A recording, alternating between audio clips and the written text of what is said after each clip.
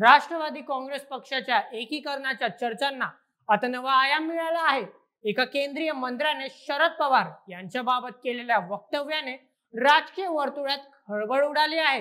पवार आमच्या सोबत असते तर ते राष्ट्रपती झाले असते, असं हे वक्तव्य आहे। चला जाणून घेऊया या प्रकरणाबाबत सविस्तर आजच्या व्हिडिओमध्ये।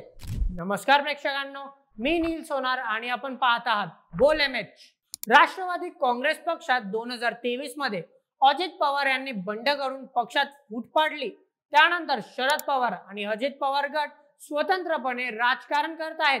सध्या दोन्ही गट एकत्र येण्याच्या चर्चांनी जोर धरला आहे। या पार्श्वभूमीवर एका केंद्रीय मंत्र्याने मोठं विधान केलं आहे। त्याचं नाव आपल्याला माहिती नाही, पण ते म्हणाले शरद पवार जर आमच्या सोबत असते तर ते आज राष्ट्रपती झाले असते। आताही त्यांचं आमच्याकडेच स्वागत आहे। हे वक्तव्य महायुतीच्या एका ज्येष्ठ नेत्याने केल्याची चर्चा आहे।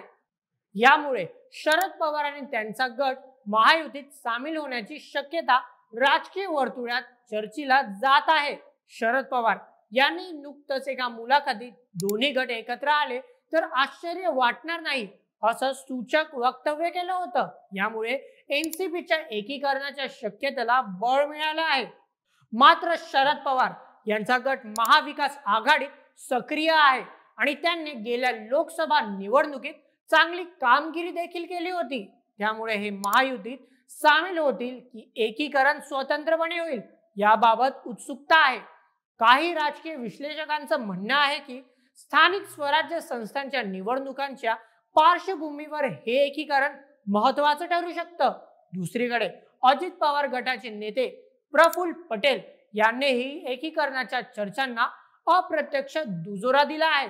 पण शरद पवार यांच्या गटातील काही नेते एकीकरणाला विरोध करत आहेत।